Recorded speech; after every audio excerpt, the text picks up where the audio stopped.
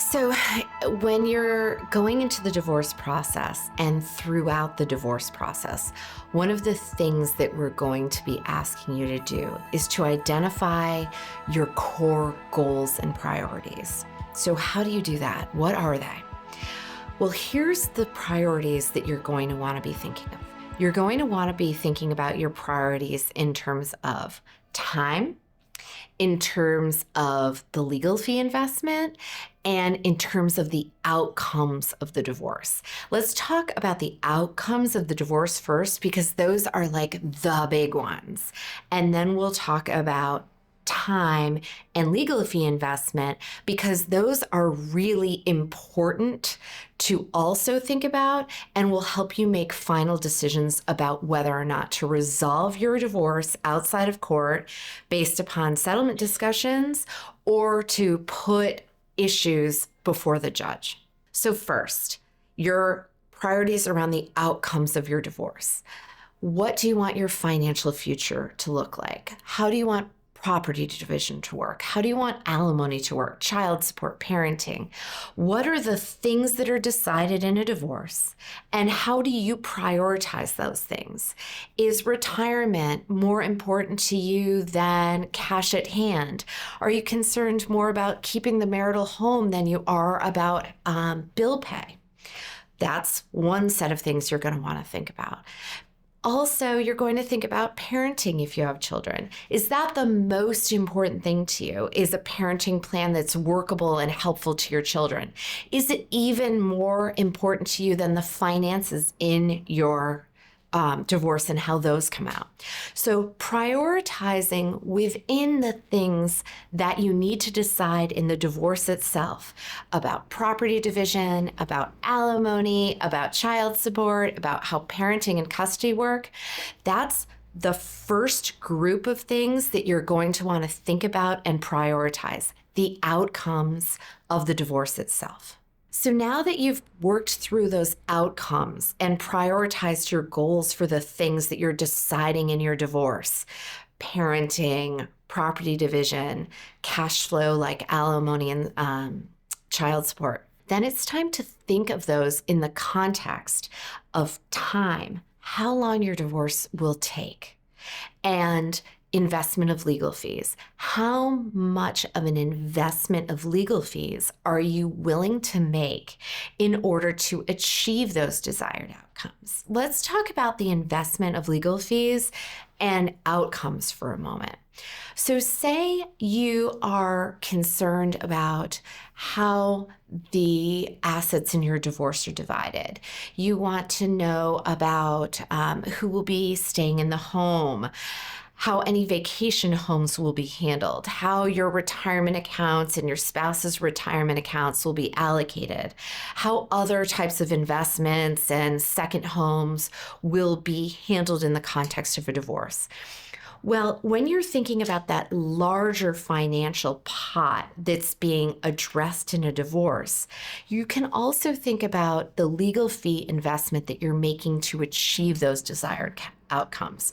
So for example, if your lawyer thinks that you might have a 2-day trial on the financial aspects of your divorce, and that might be an investment of, say, $30,000 to $40,000 of legal fees based upon your case, you have to think about what your lawyer shared with you about the likely outcome of at trial and what your goals are, so that you'll know whether it's the right decision for you to make that investment of legal fees to achieve those desired outcomes, or whether that makes less sense and you'd rather think about you working through the compromise that's on the table about those financials.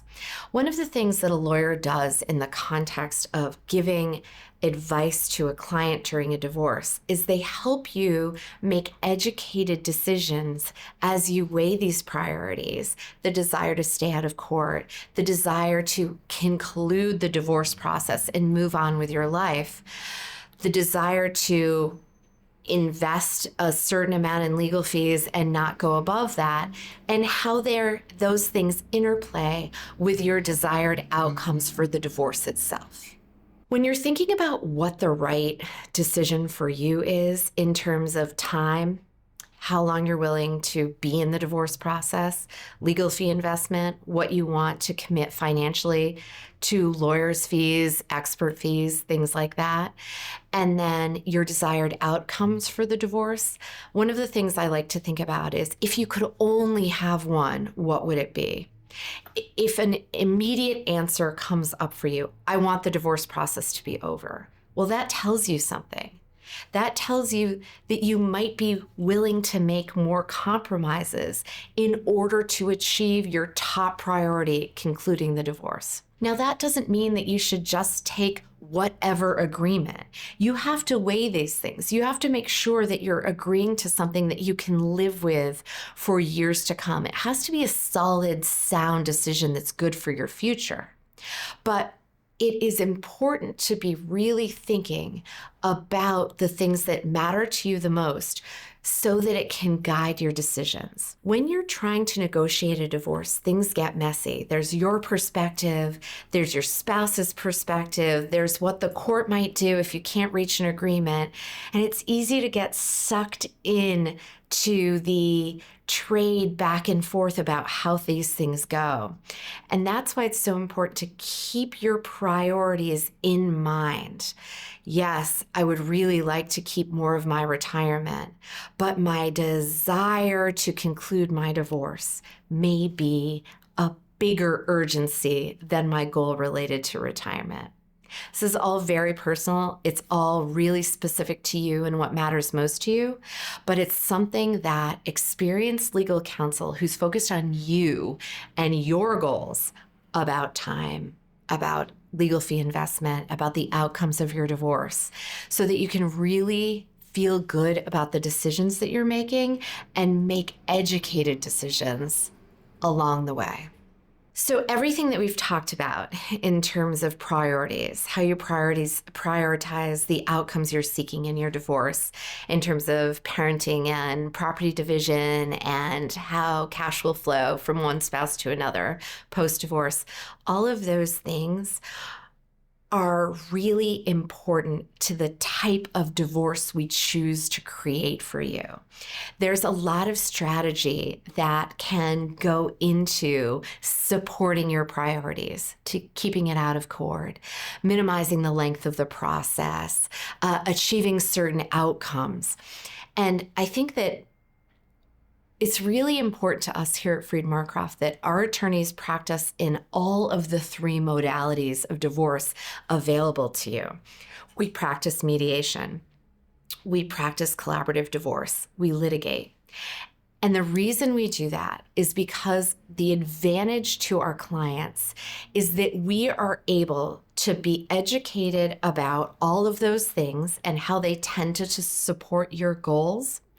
And then we're able to help you choose the process that is most likely to achieve that goal based upon your priorities and based upon the idiosyncrasies and realities of your life, what your spouse is like, what you're like. So having options that we can provide to our clients, that's what's most important to us, is to get you in the divorce process that will support your goals.